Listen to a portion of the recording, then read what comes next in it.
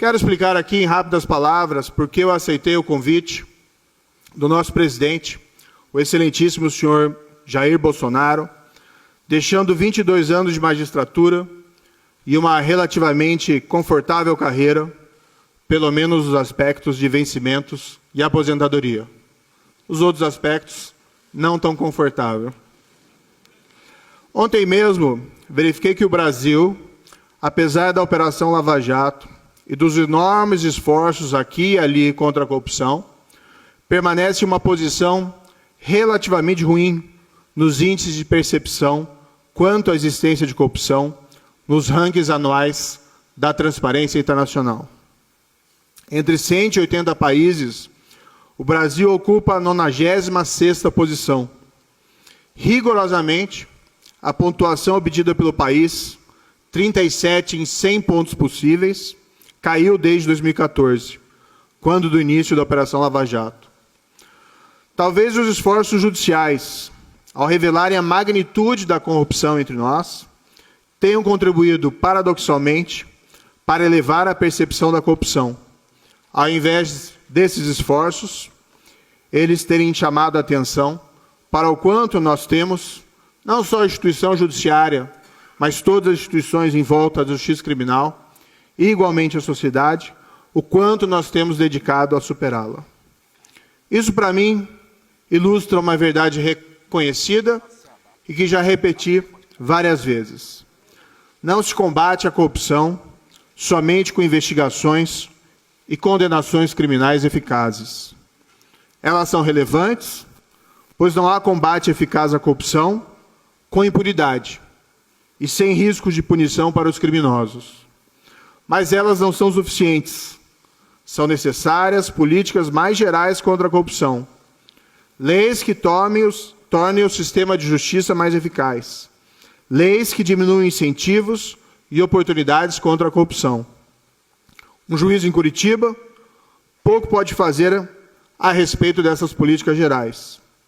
Mas no governo federal, a história pode ser diferente. Há um outro grande desafio: o crime organizado. Grupos criminosos organizados, alguns que dominam nossas prisões, estão cada vez mais poderosos. É preciso enfrentá-los com leis mais eficazes, com inteligência e operações coordenadas entre as diversas agências policiais, federais e estaduais. O remédio aqui é universal, embora nem sempre de fácil implementação. Prisão dos seus membros, isolamento carcerário das lideranças, identificação da estrutura e confisco de seus bens. Assim se leva ao enfraquecimento e ao desmantelamento delas. Não é uma tarefa impossível. Nos Estados Unidos, as famílias mafiosas, outrora superpoderosas, foram desmanteladas pela FBI e pelo Departamento de Justiça a partir da década de 80.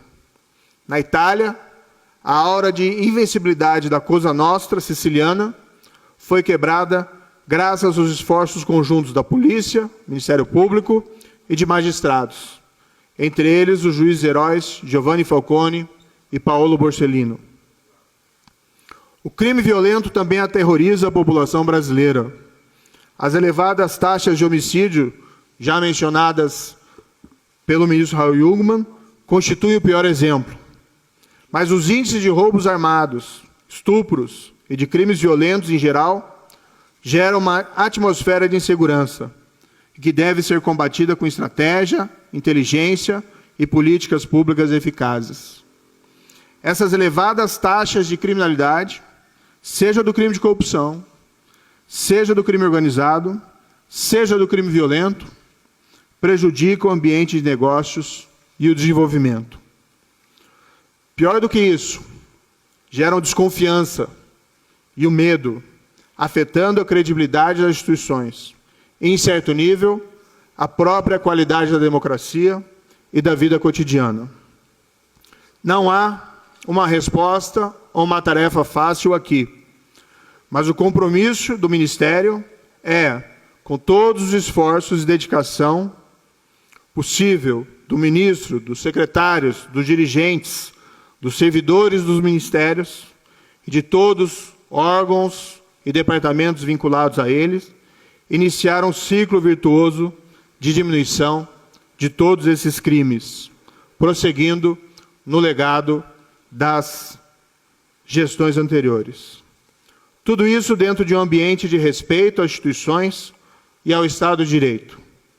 Tudo isso com uma esperada parceria com os estados e municípios, em especial com suas forças policiais, Polícia Militar e Polícia Civil.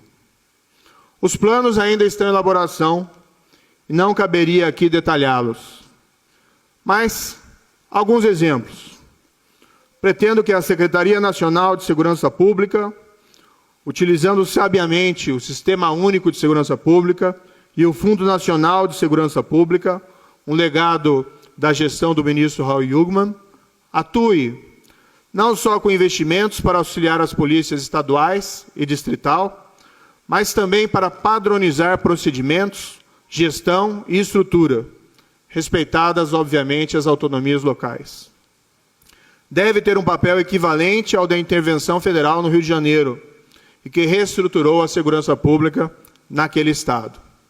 Aqui, evidentemente, substituindo intervenção por cooperação. Pretendo que o Departamento Penitenciário Nacional incremente a qualidade das penitenciárias federais para o absoluto controle das comunicações das lideranças de organizações criminosas com o mundo exterior. Pretendo ainda que ele destrave os investimentos nas estruturas prisionais dos estados e do Distrito Federal, que está elaborando e deixando à disposição deles projetos e modelos de penitenciárias, evitando que os recursos disponibilizados pelo Fundo Nacional Penitenciário fiquem imobilizados por falta de projetos e execução, como infelizmente ocorre. Precisamos, com investimentos em inteligência, recuperar o controle do Estado sobre as prisões brasileiras. Pretendo que o Banco Nacional de Perfis Genéticos, um instrumento de vanguarda para a elucidação de crimes, especialmente crimes violentos, e igualmente um inibidor da reincidência criminosa, deixe de ser apenas uma miragem legal. Ao cabo de 4 anos, nosso compromisso é de que sejam inseridos no banco o perfil genético de todos os condenados por crimes dolosos no Brasil. Ou, se não conseguirmos a alteração pretendida na lei para tanto, de todos os condenados por crimes dolosos praticados com grave violência à pessoa. Respeitosamente, quero contar para esse projeto com o apoio do Conselho Nacional de Justiça, uma vez que já há um projeto de parceria entre o CNJ e o Ministério da Justiça em andamento para a colheita de dados biométricos dos presos. Pretendo também que o Departamento de Recuperação de Ativos e Cooperação Jurídica Internacional, o DRCI, aprofunde a cooperação jurídica internacional, para que o refúgio do criminoso no exterior seja uma alternativa cada vez mais arriscada. Não deve haver portos seguros para criminosos e para o produto de seus crimes. Quando países não cooperam, quem ganha é somente o criminoso. O Brasil não será um porto seguro para criminosos e jamais, novamente, negará cooperação a quem solicitar por motivos exclusivamente político-partidários. Pretendo que a Polícia Federal, a Polícia Rodoviária Federal e todos os demais órgãos de controle e inteligência, entre eles o COAF, possam agir com os recursos e as liberdades necessárias. Não cabe ao ministro interferir nessa liberdade. Ao contrário, deve provê-los com os meios necessários para o desenvolvimento de suas tarefas. Nessa linha, aliás, um dos imediatos compromissos, não meu, mas que me foi apresentado pelo novo diretor-geral da Polícia Federal, será o de reestruturar e fortalecer as diversas forças-tarefas e equipes policiais encarregadas de investigar a grande corrupção, seja nos inquéritos em Curitiba, São Paulo e no Rio de Janeiro, seja nas investigações perante as Cortes Superiores de Brasília. Pretendo que a Secretaria Nacional de Política sobre Drogas, a SENAD, transforme-se progressivamente em uma agência encarregada da gestão e alienação do produto de crimes de tráfico de drogas. O tráfico de drogas, que envenena a nossa sociedade e nossas famílias, é infelizmente uma atividade muito lucrativa. O Estado deve se servir de uma forma mais eficaz da fortuna e dos bens confiscados desses grandes criminosos, e com eles financiar a segurança pública e a recuperação dos dependentes químicos, além de investir em políticas de prevenção. Infelizmente, isso é feito ainda de uma maneira muito tímida, desperdiçando recursos valiosos nas mãos desses criminosos. Um dos objetivos prioritários será apresentar um projeto de lei anticrime já no início da próxima legislatura e lutar para convencer, com respeito e toda abertura ao diálogo, os parlamentares. Não haverá aqui a estratégia, não muito eficaz, de somente elevar penas. Pretende-se, sim, enfrentar os pontos de estrangulamento da legislação penal e processual penal, que impactam a eficácia do sistema de justiça criminal. Propostas simples, mas eficazes, como, entre outras, a previsão de operações policiais disfarçadas para combater o crime, a proibição de progressão de regime para membros de organizações criminosas e o plea bargain para que a justiça possa resolver rapidamente casos criminais nos quais haja confissão. Pretende-se deixar mais claro na lei, como já decidiu diversas vezes o plenário do Supremo Tribunal Federal, que no processo criminal a regra deve ser da execução da condenação após o julgamento da segunda instância. Este foi o mais importante avanço institucional dos últimos anos, legado do saudoso ministro Teori Zavascki. Pretendemos honrá-lo e igualmente beneficiar toda a população com uma justiça célere, consolidando tal avanço de uma maneira clara e cristalina na legislação. Processo sem fim é justiça nenhuma. Pretende-se ainda fortalecer o Tribunal do Júri, prevendo a execução imediata dos vereditos condenatórios, como já decidiu a primeira turma do Supremo Tribunal Federal, inclusive compondo ela o ministro Dias Toffoli. Esses são apenas alguns exemplos das medidas previstas no projeto em elaboração.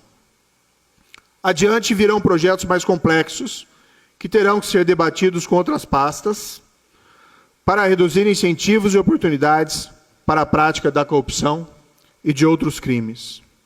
Na elaboração, quero contar com subsídios de outras instituições, como o Ministério Público, como a OAB, que também homenageio na pessoa aqui do presidente Cláudio Lamáquia, com os órgãos policiais e com o apoio da sociedade civil organizada, como de entidades como a Transparência Internacional. Não desconheço que o Ministério tem outras grandes responsabilidades, como políticas na área do consumo, da imigração, registros sindicais, essa é uma novidade, e o Arquivo Nacional. Também terão todas elas a nossa atenção. Nada disso será fácil, mas a missão prioritária dada pelo excelentíssimo presidente Jair Bolsonaro foi clara: o fim da impunidade da grande corrupção, o combate ao crime organizado e a redução dos crimes violentos. Tudo isso com respeito ao Estado de Direito, para servir e proteger o cidadão. Não podemos nos achar impotentes diante de todos esses desafios. Avançamos como país muito até aqui, mas podemos avançar muito mais. Conto, respeitadas as opiniões diversas, com o apoio crítico de todos, para que, ao fim dessa gestão, tenhamos um ambiente melhor para todos. O brasileiro, seja qual for a sua renda, e lembremos que o crime atinge mais fortemente os mais vulneráveis, tem o direito de viver sem medo da violência e sem medo de ser vítima de um crime, pelo menos nos níveis epidêmicos atualmente existentes. O brasileiro, seja qual for a sua renda, e lembremos que o desvio de recursos públicos atinge mais fortemente os mais vulneráveis e os mais dependentes dos serviços públicos, tem o direito de viver sem a sensação de que está sendo roubado ou enganado pelos seus representantes nas diversas esferas de poder. Tem o direito de que os recursos dos cofres públicos sejam destinados ao bem-estar geral e não ao enriquecimento ilícito dos poderosos. É preciso estabelecer e manter a confiança. Essa é a palavra-chave da boa administração pública. Confiança. O cidadão tem o direito de viver um ambiente no qual tenha presente que o Ministério da Justiça e da Segurança Pública e o próprio governo podem não acertar sempre, mas sempre farão o melhor com a pretensão de fazer a coisa certa e de manter a confiança do cidadão. Um governo no qual ele possa confiar, que buscará fazer a coisa certa diante dos vários problemas que se apresentarão. Fazer a coisa certa, pelos motivos certos e do jeito certo, será o nosso lema e estará sempre presente em nossas mentes. Finalizando, os desafios são grandes, mas eu e minha equipe, e talvez possa dizer aqui que todos nós brasileiros temos uma esperança infinita de que eles podem ser resolvidos com vontade, dedicação e respeito a todos. Muito obrigado por sua atenção. Mãos à obra.